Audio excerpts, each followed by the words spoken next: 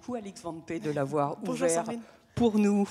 Bonjour, bonjour à toutes et à tous. C'est le tout début d'une journée qui va être longue parce qu'elle va se terminer aux alentours de 23 heures, ce qui va nous donner du temps pour passer du temps ensemble. Et c'est un des projets d'ailleurs, le temps de cette première édition de ce festival que nous créons, Arte et France Culture. Et je suis ravie de vous accueillir dans ce studio 104, vous qui êtes déjà dans la maison de la radio et vous tous qui êtes sur le site dédié au festival en direct. Aujourd'hui, je voudrais vous présenter Boris Razon, qui est le directeur éditorial d'Arte. Bonjour. Voilà, et c'est ensemble, on vous racontera ça dans 3 quarts d'heure, c'est ensemble que, avec les équipes d'Arte et de France Culture, que nous avons construit l'idée de ce festival. Alors peut-être on va commencer tout de suite, parce que si nous, on ne tient pas les délais, si on n'est pas les gardiens de l'horloge, ça ne va pas aller. Il ne faut pas qu'on déborde, sinon on va passer la nuit ici, au sens strict du terme. Donc il est 10h47 et ce festival commence. Et il commence sous le signe du livre. Oui, absolument. Bonjour à tous. Effectivement, ce festival, il commence avec la remise du prix de l'essai France Culture Arte. Quelques mots pour vous dire pourquoi il nous a semblé nécessaire de créer ce prix de l'essai. Il y a, vous savez, la France est le pays des prix littéraires. Et pourtant, dans l'univers des sciences humaines, dans l'univers de la recherche et de l'essai d'intervention publique, il n'y a pas à proprement parler de prix généraliste et fort. Or, en ce moment, nous avons le sentiment commun que du point de vue des idées, il se passe quelque chose d'assez inédit, en tout cas de la même manière que dans les années 60 au XXe siècle, il y a eu un fort renouvellement de la recherche, de la pensée, des idées nouvelles qui sont apparues aujourd'hui, en ce moment, en ce début du XXIe siècle, très très troublé, en pleine pandémie, dans un contexte politique de renaissance des nationalismes, eh bien, se forgent de nouveaux concepts, de nouvelles idées, et il nous a paru vraiment fondamental, Arte et France Culture, qui réfléchissons qui sommes des chaînes de culture, l'une de radio, l'autre de télévision, de récompenser un prix d'intervention qui permet de forger de nouvelles idées. On va peut-être tout de suite accueillir Thierry Damerval, qui est le président-directeur général de l'Agence nationale pour la recherche, qui a été à nos côtés dans ce projet et qui va nous dire pourquoi et comment il s'est engagé avec nous. Et ensuite, on se tournera vers Alix Van P pour qu'elle nous fasse la liste des 6 auteurs et livres qui ont été présélectionnés par ce prix. Boris vous racontera dans quelles conditions et vous donnera le nom du lauréat qui est avec nous, Thierry Damerval. Merci pour votre soutien et on est ravis de vous accueillir ce matin. Merci beaucoup. On est très heureux de ce partenariat. Pourquoi ? D'abord parce que dans la pandémie que l'on a vécue, qu'on continue de vivre, on a bien vu l'importance d'avoir un soutien fort pour la recherche qui s'est mobilisée, mais aussi un soutien fort pour la culture en général. Cette pandémie, elle s'est aussi caractérisée par quelque chose que l'OMS a appelé une infodémie, c'est-à-dire une propagation d'informations, pas toujours contrôlée, à un rythme extrêmement rapide. Et ça, c'est un élément nouveau, essentiel. Et évidemment, les émetteurs, chercheurs et les transmetteurs, médias, sont évidemment concernés par ces questions. Ce qui nous réunit, c'est de soutenir l'acquisition de connaissances, mais aussi d'en assurer la diffusion la plus large, de manière accessible, que ça enrichisse la réflexion, que ça enrichisse les débats. Et c'est pourquoi l'ANR est tout à fait heureuse de s'associer à 2 grands médias pour cette opération. Nous, en termes de soutien à la recherche, évidemment, toutes ces questions qui se posent autour de la diffusion de la culture scientifique sont essentielles. Et on a, après une grande consultation, lancé tout un programme d'action pour soutenir des recherches sur la médiation scientifique, les recherches participatives pour mieux associer les citoyens à la conception et la réalisation des recherches sur des solutions innovantes pour assurer la diffusion de la culture scientifique et évidemment l'expertise en appui aux politiques publiques. Voilà, je pense que cette volonté de partager, c'est aussi ce qui anime le lauréat du prix. Et donc, on est à nouveau très, très heureux d'être à vos côtés aujourd'hui. Merci infiniment. On va demander à Alix de revenir avec nous, qui doit être juste derrière dans les coulisses, ou pas. Voilà. Alors, on va procéder à l'inverse.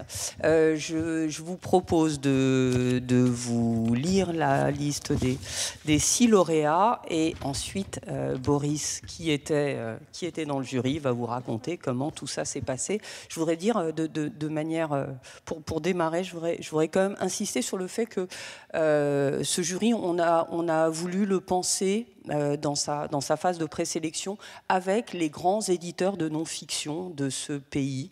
Je sais qu'il est tout à fait à la mode et sans doute y sont-ils pour quelque chose de mettre en doute la crédibilité de toutes les paroles, y compris les paroles scientifiques, on le sait bien, y compris le monde de l'édition. Nous pensons au contraire que c'est avec les meilleurs professionnels de ce domaine, de ce secteur clé pour la vie des idées et des savoirs qu'il faut travailler. Et c'est pourquoi nous avons proposé, en l'occurrence, à 7 éditeurs. Alors, il y a de très grandes maisons d'édition et de plus petites maisons d'édition qui sont venues participer à un jury qui sera un jury qui était un jury mixte. D'ailleurs, il était tellement mixte qu'il était d'ailleurs très féminin. Et d'un jury qui se renouvellera tous les 3 ans. Alors, les 6, ben voilà, et Alix est là. Et donc, Alix, si tu veux bien nous donner les 6 auteurs présélectionnés. Bien sûr. Alors tout d'abord, il y a Yael Amselem Mingui pour Les Filles du Coin aux éditions Presse de Sciences Po, Avoir le temps de Pascal Chabot chez PUF, La conversation des sexes de Manon Garcia chez Flammarion, Réveiller les esprits de la terre de Barbara Gloszewski aux éditions du Dehors, Apprendre à voir d'Estelle Zong-Mingal chez Actes Sud, et pour finir, Charles Stepanov avec L'animal et la mort. Boris, tu nous dis quelque chose des débats ? Oui, là, donc le jury était composé de 4 personnalités d'Arte et de 4 personnalités de France Culture. Il était lui aussi paritaire. Et les débats, en fait, ont été assez intéressants. Parce que à la fois très rapidement se sont dégagés 2 ou 3 livres qui traitaient au fond des changements de paradigme, notamment dans le rapport à la nature, notamment dans quelle est notre place par rapport au vivant, question qu'aujourd'hui on ne peut que se poser.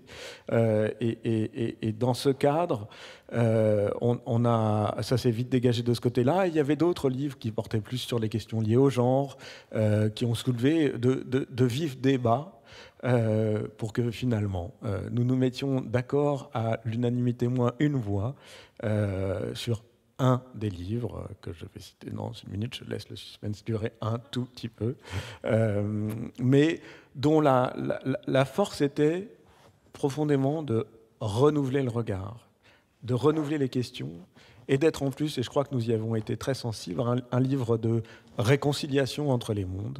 Il s'agit de L'animal et la mort de Charles Stepanov aux éditions de La Découverte.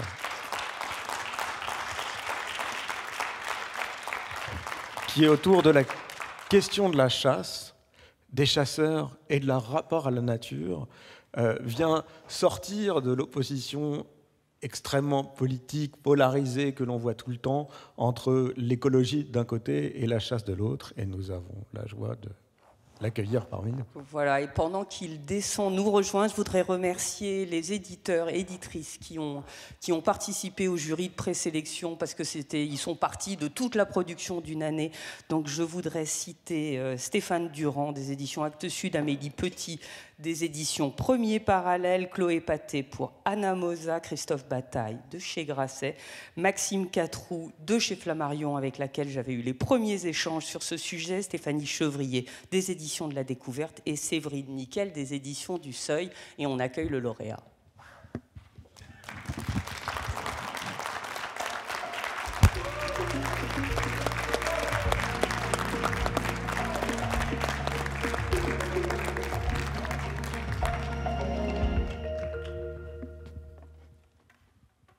C'est lui. Peut-être vous nous racontez un peu votre recherche et ce livre. Merci infiniment. Je suis extrêmement touché et honoré de cette reconnaissance. Il faut savoir que le livre, il a comme point de départ une enquête ethnographique de terrain de 2 années, donc c'est une réalité collective parce que les émotions qui sont dans le livre, qui touchent certains lecteurs, ce sont des émotions des gens que j'ai rencontrés, c'est leur joie, leur tristesse face à une biodiversité qui décline, leurs indignations, les conflits, donc j'essaye de transmettre ça pour le partager, et puis pour nourrir un débat public qui souvent ne prend pas assez en compte les sciences sociales. Donc pour moi, c'est aussi une reconnaissance pour l'ethnographie et l'enquête de terrain en sciences sociales.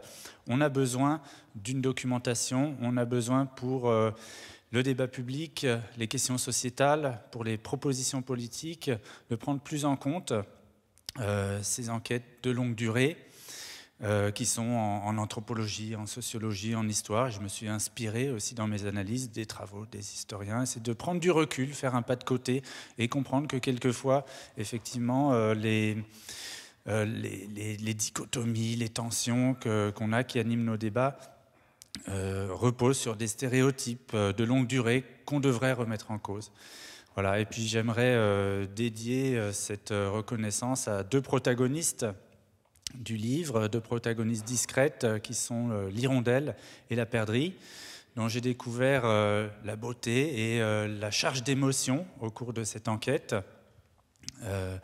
Il y a 60 ans exactement paraissait le livre de Rachel Carson, Le printemps silencieux, qui était une grande dénonciation des effets de l'industrialisation, de l'agrochimie sur ces espèces compagnes, ces oiseaux du quotidien. Eh bien, la situation n'a fait qu'empirer. On arrive maintenant à une sorte d'automne silencieux où ces espèces disparaissent, mais avec elles disparaissent aussi tous ces liens émotionnels, culturels, sociaux, ces liens vivriers entre des habitants, des communautés locales et des espèces qui sont leurs cohabitants au quotidien. Donc il faut défendre cette biodiversité, mais aussi cette sociodiversité qui vont ensemble. Thierry Damerval, vous nous disiez que, par ailleurs, vous connaissiez les travaux de M. Stepanov. Il se trouve que l'ANR ne participait pas du tout au jury, mais on est très heureux puisque on a soutenu et on soutient des travaux qu'il réalise. Et je voudrais souscrire totalement à un point qui a été évoqué, c'est l'importance de renforcer, de soutenir les sciences humaines et sociales. On s'y efforce, mais c'est absolument essentiel pour mieux éclairer les transitions brutales, profondes du monde dans lequel on vit, et on en a plus que jamais besoin. Un tout petit mot peut-être pour ajouter que c'est une recherche de terrain passionnante, mais que c'est aussi un livre d'un grand plaisir de lecture, et pour vous en remercier. De fait. Merci beaucoup.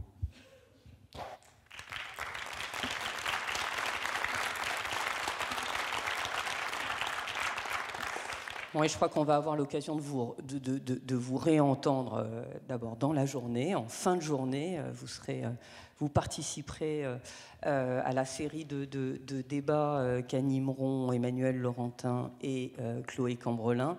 Et puis vous serez l'invité des matins, demain matin et l'invité de 28 minutes sur Arte mercredi. Merci beaucoup. Merci.